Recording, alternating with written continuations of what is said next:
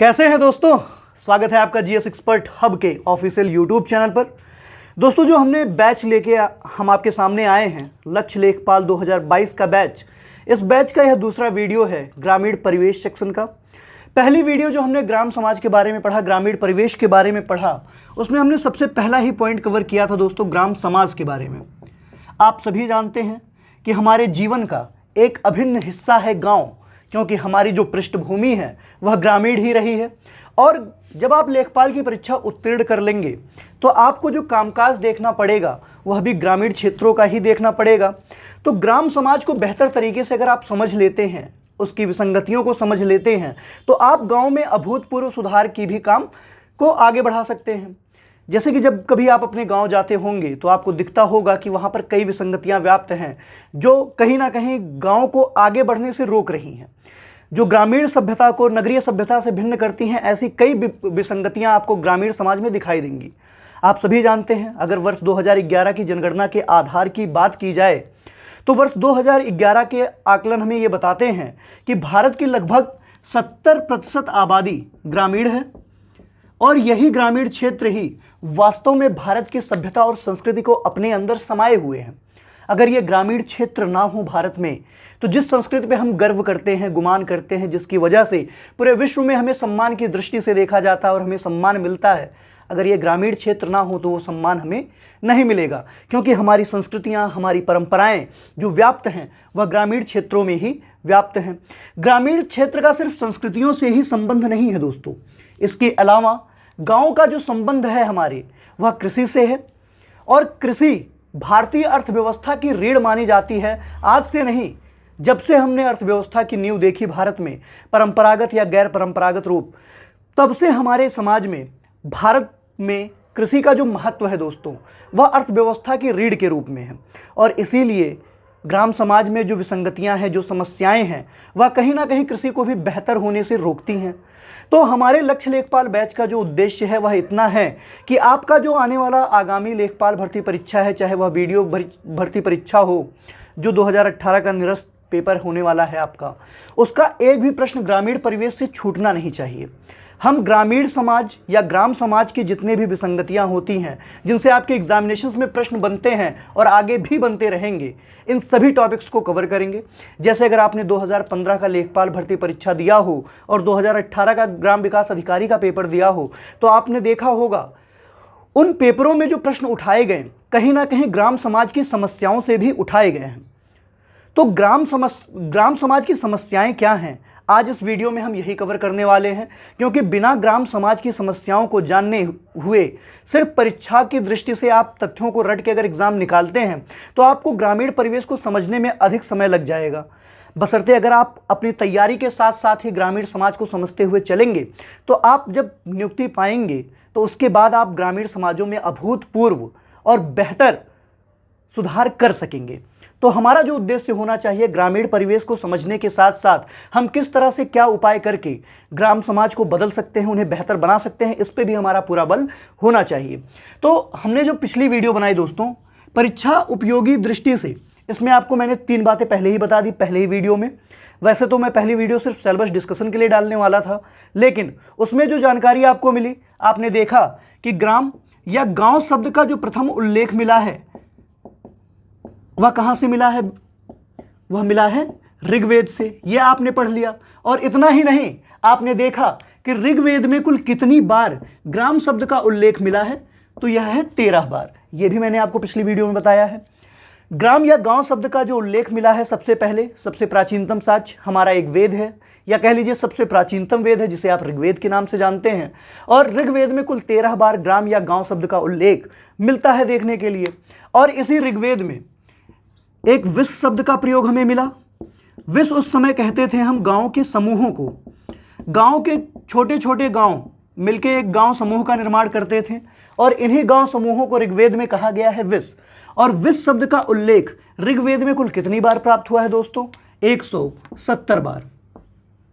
ये सब महत्वपूर्ण पॉइंट्स हैं जो आपके एग्जामिनेशंस में प्रश्न के रूप में मिलते हैं।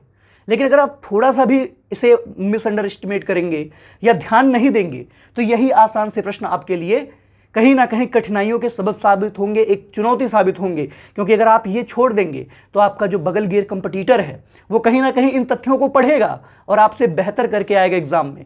तो आपको कोई भी पॉइंट छोड़ना नहीं है। और इसके बाद आपने एक शब्द देखा जन। जन मतलब जनसामान्य, नागरिक, मनुष्य। इस बात का जो उल्लेख मिला है ऋग्वेद में कुल कितनी बार मिला है दोस्तों? तो यह मिला है 275 बार। तो देखिए कितने छोटे छोटे पॉइंट हैं, लेकिन 3 प्रश्न बन गए।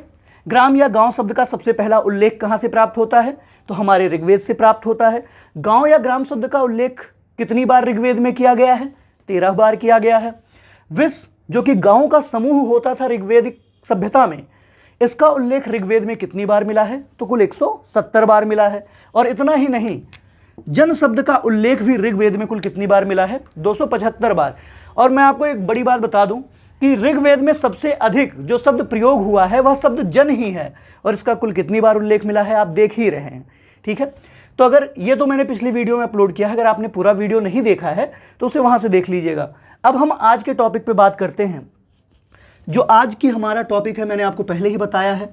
हम सिर्फ और सिर्फ आज देखेंगे ग्राम समाज की समस्याएं क्या हैं और उनका समाधान किस प्रकार से निकाला जा सकता है। और इसे हल्के में मत लीजिएगा, कारण इन समस्याओं से भी लेखपाल भर्ती परीक्षा 2015 और ग्राम विकास अधिकारी परीक्षा 2018 में प्रश्न पूछे गए हैं। तो बिल्कुल भी हल्के में नहीं लेना है आपको। और एक बात, जितना अधिक से अधिक आप शेयर कर सकते हैं मेरी वीडियोस को करते रहिएगा दोस्तों, क्योंकि क्लासेस निःशुल्क हैं, कोई भी शुल्क नहीं लिया जा रहा है। तो आप ईमानदारी से अपना काम करिए और हम ईमानदारी से अपना काम करेंगे। तो आज हम बात करेंगे दोस्तों ग्राम समाज की समस्याओं पे, जहां से आपके एग्जामिनेशन में प्रश्न बनाए जाते हैं और पूछे जाते हैं।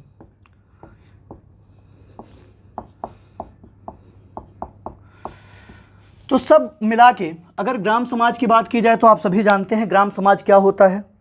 गांव के द्वारा निर्मित किया गया समाज ही हमारा ग्राम समाज होता है। और गांव क्या होता है? एक निश्चित भौगोलिक क्षेत्र में सांस्कृतिक भावना के साथ ऐसे समुदायों या ऐसे लोगों का रहना जिनके अंदर सांस्कृतिक, आर्थिक और सामाजिक बंधुत्व की भावना बधी हो, जहां पर भाईचारे की स्थिति अभी भी हो, ऐसे ही स्थान को हम गांव कहते हैं। तो इन गांवों की कुछ समस्याएं हैं। भारत का 70% आबादी ग्रामीण क्षेत्रों में निवास करता है, लेकिन सबसे अधिक जो समस्याएं हैं इनके विकास की वह इन्हीं क्षेत्रों में व्याप्त हैं। अब किन प्रारूपों में हम ग्राम समाज की समस्याओं का ब्यौरा रख सकते हैं हम उसको देखेंगे। तो मूलभूत रूप से ग्राम समाज में कुल 3 समस्याएं होती हैं। पहली समस्या है कृषि संबंधी समस्या।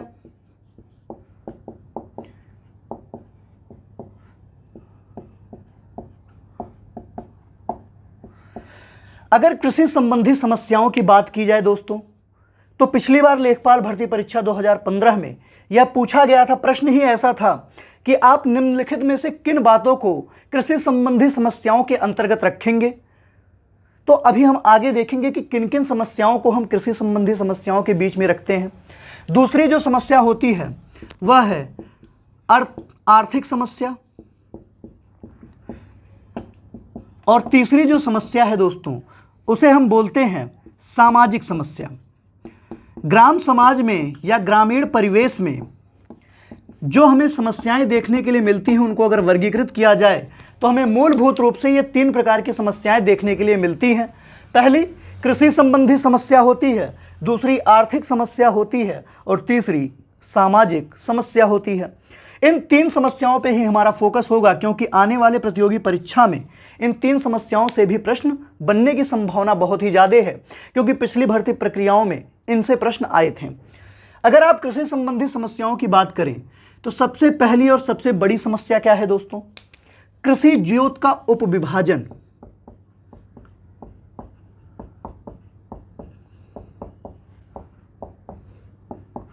कृषि ज्योत का उपविभाजन और विखंडन, यह सबसे बड़ी समस्या है दोस्तों ग्राम समाज की। कैसे? एक बार देख लीजिए।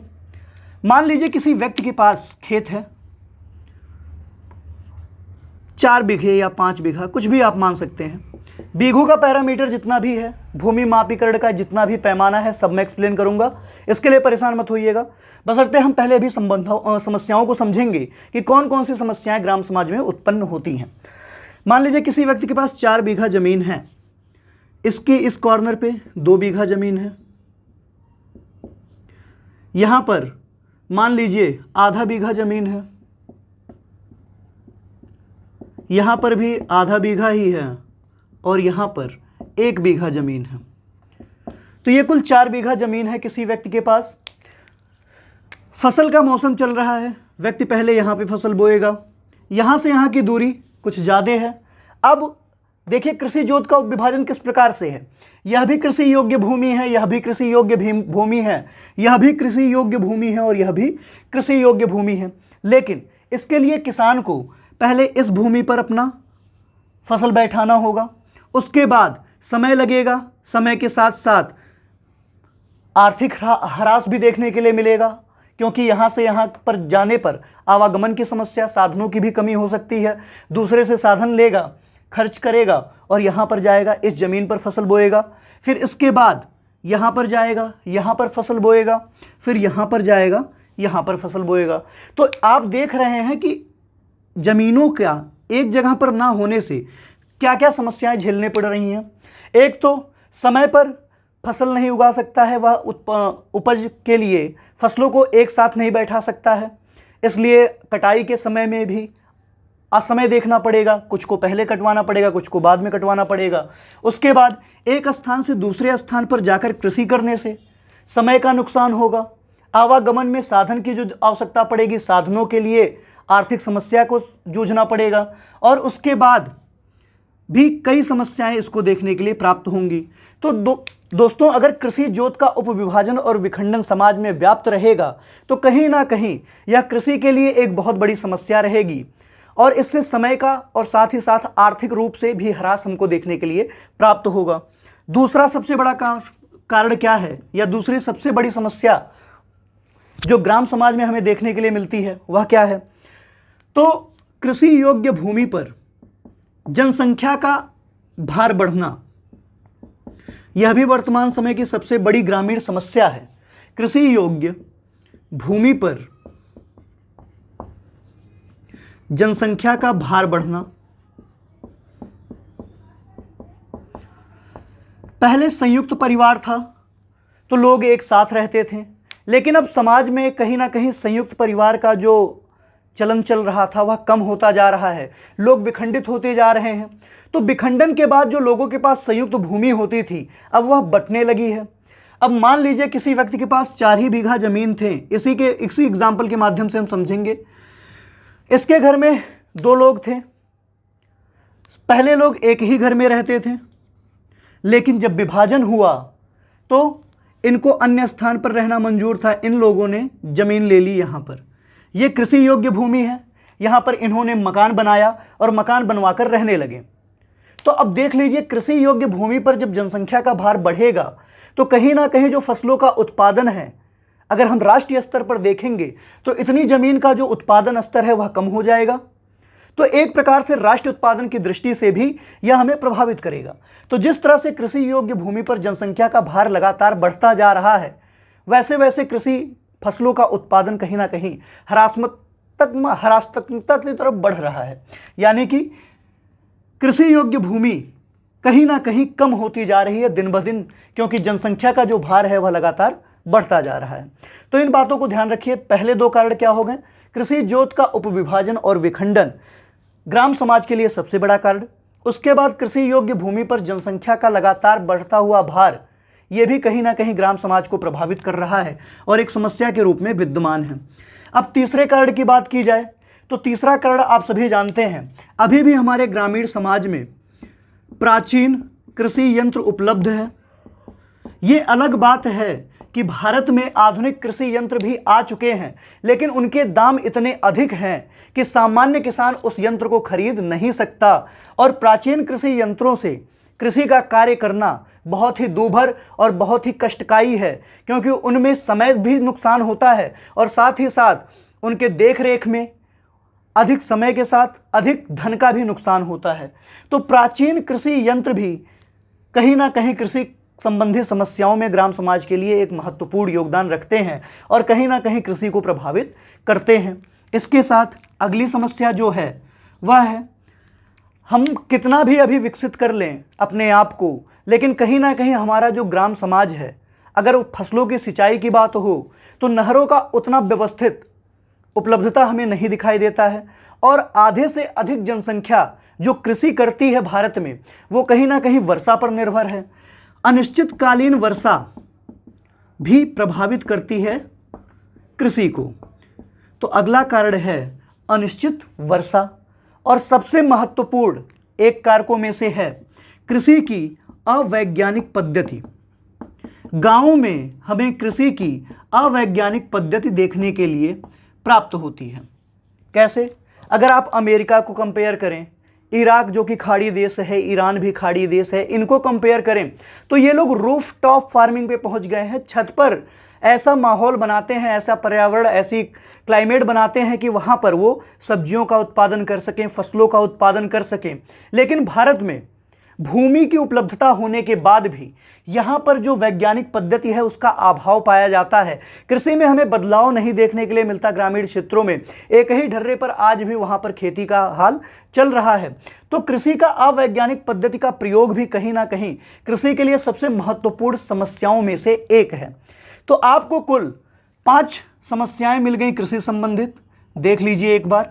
पहली समस्या, कृषि जोत का उपविभाजन और विखंडन कृषि संबंधी समस्या के अंतर्गत आता है। कृषि योग्य भूमि पर जनसंख्या का भार बढ़ना, यह भी हमारे कृषि संबंधी समस्या में आता है। प्राचीन कृषि यंत्र का प्रयोग करना भी हमारे कृषि संबंधी समस्या का हिस्सा है। अनिश्चितकालीन वर्षा होना, यह भी हमारे कृषि संबंधी समस्या का हिस्सा है।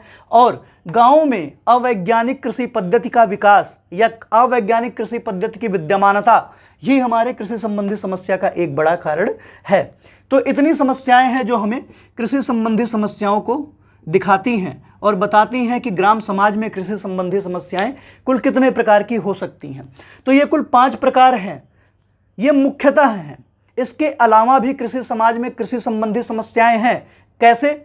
जैसे उर्वरकों की सुनिश्चित उपलब्धता नहीं है गाँव में। इसके साथ ही साथ कीटाणुनाशकों का प्रयोग कितना करना है जिससे कि हमारा फसल प्रभावित ना हो और एक अच्छी उपज हमें देखने के लिए मिले, इसका कोई नियामक सेट तो कर दिया गया है सरकार के द्वारा, विभागों के द्वारा भी बताया गया है, लेकिन गांव तक जाकर इसकी सुनिश्चितता कैसी तय की जाए, इस बात की अभी कोई जानकारी गांव में अच्छे तरीके से उपलब्ध नहीं है, जिससे वहां की फसलें प्रभावित होती रहती हैं। और दूसरी बात, जो अच्छे बीज हैं वो ग्रामीण समाज में पहुंचने से अछूते रह जाते हैं और इसीलिए उत्पादकता धीरे धीरे घटती जा रही है। तो कृषि संबंधी समस्याएं मुख्यतः 5 हैं, जिसमें कृषि जोत का उपविभाजन और विखंडन है, कृषि योग्य भूमि पर जनसंख्या का बढ़ता दबाव है, प्राचीन कृषि यंत्रों का उपयोग है, अनिश्चित वर्षा और अवैज्ञानिक पद्धति का विद्यमान होना। अब इसके बाद हम देखेंगे आर्थिक समस्या कि आखिर कौन कौन सी समस्याएं हैं जो आर्थिक समस्याओं के अंतर्गत रखी जाती हैं। बेटा नोट्स बनाते चलिए, मैं बार बार कह रहा हूं, क्योंकि मेरे जो नोट्स हैं ग्रामीण परिवेश के, जब आपको मैं प्रैक्टिस सेट स्टार्ट करूंगा सॉल्व कराना, तो आप देखेंगे कि पिछली भर्ती प्रक्रियाओं में सेम टू सेम वैसे ही प्रश्न उठा के पूछ लिए गए हैं। इसीलिए मैं बार बार आपसे कह रहा हूं कि नोट्स बनाते चलिए। नोट्स आपको क्विक रिवीजन के साथ साथ ग्रामीण परिवेश की एक अच्छी जानकारी भी प्रदान करेगा। बाकी अगर और कोई समस्या हो तो आप कमेंट सेक्शन में जाके हमसे पूछ सकते हैं। वीडियोस बहुत लंबी तो होंगी नहीं, पूरा देखें और दूसरे को भी दिखाएं, अपने सगे संबंधियों को भी दिखाएं, ताकि उन्हें भी ग्रामीण परिवेश की एक अच्छी जानकारी हो सके। बाकी आपकी तो जिम्मेदारी है, क्योंकि सामने आपके लेखपाल भर्ती परीक्षा है, तो मन लगा के पढ़िए, नोट्स बना के पढ़िए। अब हम आर्थिक समस्याओं की बात करें तो ग्राम समाज में आर्थिक समस्या किस रूप में विद्यमान है, तो आइए देखते हैं। सबसे पहली और सबसे बड़ी समस्या क्या है? जो हमारी कृषि उपज है और इसके साथ ही साथ कृषि उपज के साथ जो हमारे ग्रामीण उद्योग के उत्पाद हैं,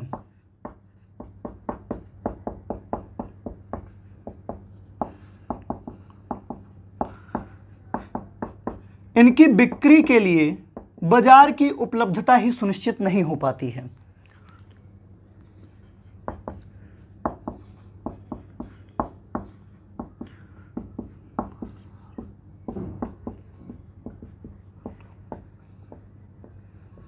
तो पहला कारण क्या हो गया?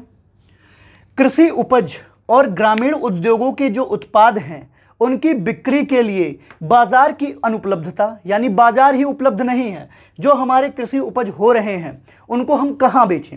जो ग्रामीण उद्योगों के उत्पाद निकल कर आ रहे हैं उनको आखिर हम किस बाजार में जाके बेचें? उस बाजार की उपलब्धता का कमी हमें कहीं ना कहीं आर्थिक रूप से कमज़ोर बनाता है। जब बाजार ही उपलब्ध नहीं होंगे तो हम कृषि उपजों को बेचेंगे कहाँ? और जब बेचेंगे नहीं तो जो लागत हमने लगाई है कृषि उपजों के उत्पादन के लिए, उस आय की वसूली कैसे होगी? और अगर वसूली नहीं होगी, अगर हमें अपने उत्पादन का उचित मूल्य नहीं मिलेगा, तो आखिर कैसे हम अपनी जीविका चलाएंगे? अगर हम किसान हैं तो हमें अपनी आजीविका को चलाने के लिए अपने उपज का वास्तविक मूल्य मिलना चाहिए, जिससे हम अपना परिवार भी चला सकें, और साथ ही साथ हमें इतना लागत का मूल्य मिलना चाहिए कि हम अपने कृषि को भी बेहतर बना सकें और उत्पादन को अधिक से अधिक बढ़ा सकें। तो अगर हमारी कृषि उपज और ग्रामीण उद्योगों के उत्पाद की बिक्री के लिए बाजार उपलब्ध नहीं होगा तो कहीं ना कहीं यह एक बहुत बड़ा आर्थिक समस्या हमारे सामने खड़ा होगा। तो आर्थिक समस्याओं में सबसे बड़ी समस्या है बाजार की अनुपलब्धता। और दूसरी समस्या, अगर मान लीजिए दूर दराज क्षेत्रों में बाजार है भी, तो हमारे पास अपने उपजों को ले जाने के लिए आवागमन और साधन ही नहीं है, साधनों की कमी है। अब आवागमन और साधनों की कमी है तो दूर दराज क्षेत्रों में अगर बाजार उपलब्ध भी है तो आखिर वहां तक हम सामान को अपने ले कैसे जाएं? अपने कृषि उपज को वहां तक कैसे ले जाएं? अपने उत्पादों को वहां पर ले जाकर बेचे कैसे? साधन है, साधनों की मात्रा सीमित है। अगर हम किसी और के साधन लेके जाते हैं तो हमने जो लागत लगाई है उसमें कुछ और लागत बढ़ जाती है और वास्तविक रूप में हमें वह मूल्य मिल नहीं पाता, जिसकी वजह से कहीं ना कहीं हमें यह भी समस्या आर्थिक रूप से झेलनी पड़ती है। इसके बाद अगर हमने लोन ले लिया, सरकार से ऋण ले लिया, किसान खेती के लिए कृषि ऋण ले लिया हमने, तो उसके बाद ऋण लगातार बढ़ता जाता है क्योंकि बाजार अभी भी उचित उपलब्धता में है नहीं। तो जब तक बाजार की उपलब्धता होगी नहीं तब तक हमारे ऊपर सिर्फ क्या बढ़ेगा? ऋण बढ़ेगा, यानी ऋणग्रस्तता। और अगर हम बैंकों से लोन लेने जाएं तो ब्याज दर अधिकतम है, यानी कि एक तो हम सरकार से ऋणग्रस्त होते जा रहे हैं, और अगर हम किसी तरह बैंकों से फाइनेंस कराना भी चाहें कि हम खेती के लिए लोन ले लें, कृषि के लिए लोन ले लें, तो ब्याज दरें इतनी उच्चतम हैं कि उन ब्याज दरों को चुकाते चुकाते ही एक किसान की कमर टूट जाएगी। तो इतनी बड़ी समस्या हमारे पास है कि हमारे पास अपने उत्पादों को बेचने के लिए बाजार ही नहीं है। अगर बाजार है तो वहाँ तक सामान पहुँचाने के लिए साधनों की कमी है, वहाँ तक हम पहुँच ही नहीं सकते। और अगर किसी तरह हम ऋण लेकर सरकार से बाजार तक पहुंच भी जाएं तो ऋणग्रस्तता इतनी है कि उसको चुकाने में हमारा लागत मूल्य और हमारे घर की पूंजी सब चली जाएगी। तो इस प्रकार की आर्थिक समस्याएं हमें जूझनी पड़ती हैं। ग्रामीण क्षेत्रों में ऋणग्रस्तता है और उच्च ब्याज की दरें हैं। तो आखिर कैसे इंसान सर्वाइव करेगा, कैसे अपनी जीविका को बचाएगा? ये सारी आर्थिक समस्याएं हैं। इसके अलावा ये तो उनके लिए हैं जो किसान हैं, जिनके पास कृषि योग्य भूमि है, लेकिन जो भूमिहीन कृषक हैं, भूमिहीन कृषकों का आजीवन कैसे चलेगा? उनका जीवन कैसे चलेगा? अगर किसी से बटैया लेके किसी के रेहन पे ये काम कर रहे हैं, उपज का फसलें उगा रहे हैं, तो ये सिर्फ अपने जीवन को किसी तरह एक ढर्रे पर ला सकते हैं कि हाँ उनका पेट भर जाए, उनके बच्चों का भी पेट भर जाए।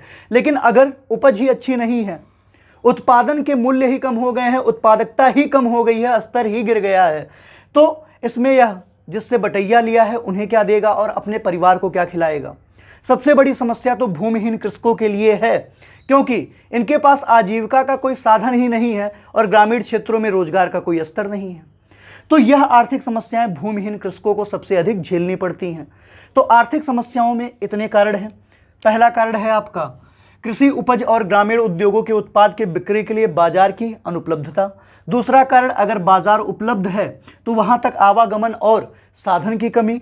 तीसरा कारण है सरकार से ऋणग्रस्तता और बैंकों के उच्च ब्याज दर। और चौथा कारण है बेचारे भूमिहीन कृषकों के लिए जीविका को किसी तरह चला पाना। ये हो गई आर्थिक समस्याएं दोस्तों। अब इसके बाद हम अगला कारण देखेंगे, अगली समस्या देखेंगे, सामाजिक समस्या। ये सारी समस्याओं से प्रश्न आते हैं। जितनी भी समस्याएं मैंने बताई हैं इनको नोट करिए।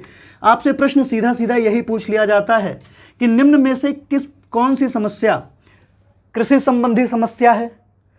जैसे आपने कृषि जोत का उपविभाजन और विखंडन पढ़ा, वह कृषि संबंधी समस्याओं के अंतर्गत आता है। अगर आपसे पूछ ले कि भूमिहीन कृषकों के आजीव संबंधी समस्या किस समस्या के अंतर्गत आता है, तो आपके पास तीन ऑप्शन है, कृषि संबंधी, आर्थिक या सामाजिक। तो आपका उत्तर हो जाएगा आर्थिक समस्या के अंतर्गत आता है। अब अंतिम समस्या जो है ग्राम समाज में, वह है सामाजिक समस्या। और सामाजिक समस्या सबसे अधिक प्रभावित करती है ग्रामीण क्षेत्र को। कैसे?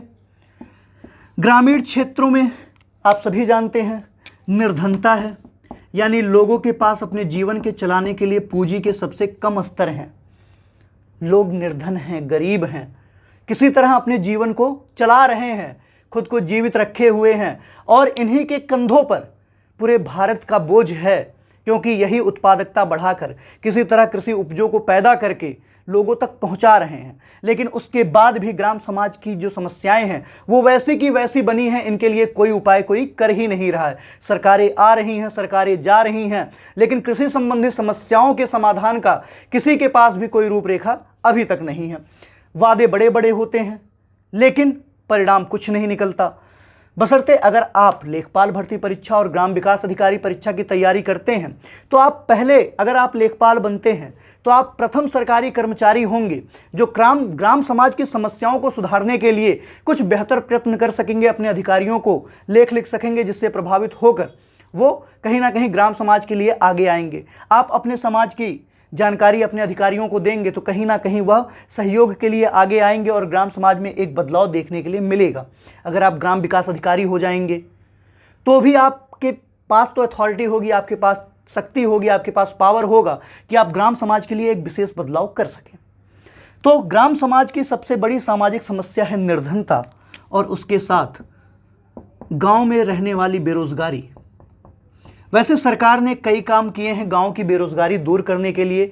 जैसे सबसे पहले महात्मा गांधी राष्ट्रीय ग्रामीण रोजगार मिशन ले आया गया, जिससे आजीविका ग्रामीण क्षेत्रों की बनी रहे।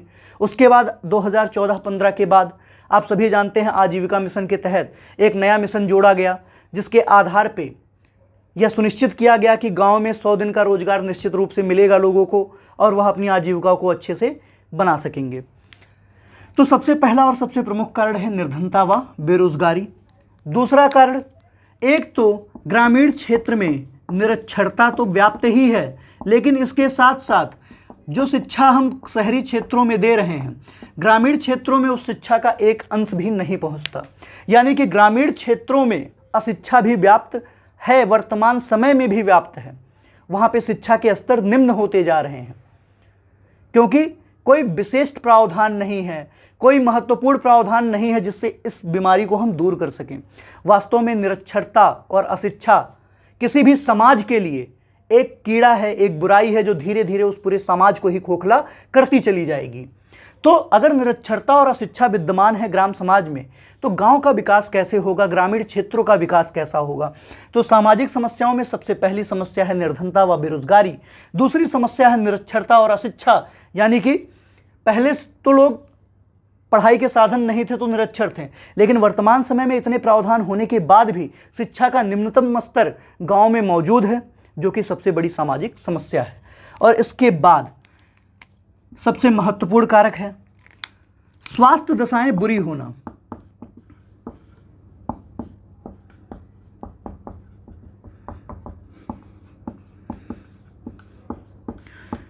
गांवों में जो स्वास्थ्य सेवाएं हैं उनकी बेहतर प्रणाली अभी भी मौजूद नहीं है। सामुदायिक अस्पतालों का निर्माण तो हो गया गांवों में, लेकिन वहां पर योग्य डॉक्टर ही नहीं है। क्योंकि डॉक्टरों की उपलब्धता ना होने से बीमारों का जो हाल है वह वैसा ही है। वो बीमार रहते हैं, बीमारी से जूझते हुए मर जाते हैं, सही उपचार सही टाइम पे नहीं मिलता और एक बहुत बड़ा हानि भारत में देखने के लिए मिलता है। भारत के एक किसान की क्षति पूरा भारत मिलकर भी पूरा नहीं कर सकता, क्योंकि एक किसान अपना महत्वपूर्ण हिस्सा खेती के लिए देता है और यही खेती के उपज ही पूरे भारत को अन्न प्रदान करते हैं। तो एक किसान की क्षति पूरा भारत मिलकर नहीं दे सकता। इसलिए अगर हम समाधान की बात करें, हमने ये 3 समस्याएं देख ली। ग्रामीण समाज में कुल 3 प्रकार की समस्याएं, कृषि संबंधी समस्या, आर्थिक समस्या और सामाजिक समस्या। लेकिन इन समस्याओं का समाधान क्या हो, आखिर कैसे इन समस्याओं से छुट्टी पाया जाए, निजात पाया जाए? तो सबसे पहला जो समाधान किया जा सकता है वह क्या हो सकता है? तो कृषि दशाओं में सुधार करिए। अगर कृषि की दशाओं में सुधार हो जाए तो कहीं ना कहीं हमें कृषि संबंधी समस्याओं से छुटकारा मिल जाएगा। जोत के जो उपविभाजन है उसे कम किया जाए, भूमि को एकत्रित किया जाए, जैसे चकबंदी का व्यवस्था किया गया, उस प्रकार के प्रारूप कहीं ना कहीं कृषि दशाओं में सुधार करते हैं। और चकबंदी को लाने का सबसे बड़ा कारण भी यही था कि कृषि दशाओं को सुधार किया जाए। तो कृषि दशाओं में सुधार करके हम कृषि संबंधी समस्याओं से निजात पा सकते हैं। आर्थिक पुनर्निर्माण को बढ़ावा दिया जाए, यानी कि बाजारों की उपलब्धता सुनिश्चित की जाए और लोगों को कम से कम ट्रैवल करके अपने सामानों को अधिक से अधिक बेचा जाए किसानों के द्वारा। ऐसी गतिविधियों पर बल देना चाहिए, आर्थिक पुनर्निर्माण को बढ़ावा देना चाहिए। और इसके साथ ही साथ अंतिम कार्य हम कर सकते हैं सामाजिक स्तर के लिए। क्या कर सकते हैं? तो समाज में पुनर्निर्माण की आवश्यकता है, यानी सामाजिक पुनर्निर्माण को बढ़ावा देकर हम सामाजिक समस्याओं को भी दूर कर सकते हैं। बेटा, जितनी भी समस्याएं आपको बताई गई हैं इन सभी से प्रश्न पूछा जाता है। प्रारूप क्या है यह मैं आगे प्रैक्टिस सेट में लेके आऊँगा। इन समस्याओं का समाधान 3 रूपों में है, कृषि दशाओं में सुधार करके, आर्थिक पुनर्निर्माण को बढ़ावा देकर और सामाजिक पुनर्निर्माण को बढ़ावा देकर। तो आज के वीडियो में हमने पढ़ा ग्रामीण समाज की समस्याएं और उनका समाधान, जिनसे आपके परीक्षाओं में प्रश्न पूछे जाते हैं। तो इतनी सारी चीज़ें नोट कर लीजिएगा। फिर हम अपनी नेक्स्ट वीडियो के साथ इंपॉर्टेंट टॉपिक के साथ अपनी अगली वीडियो में मिलेंगे। तो वीडियो को पूरा देखिए और अधिक से अधिक लोगों तक पहुंचाने की कोशिश करिए। वीडियो कैसी लगी कमेंट सेक्शन में जाकर जरूर बताएं। वीडियो को अंत तक देखने के लिए बहुत बहुत धन्यवाद।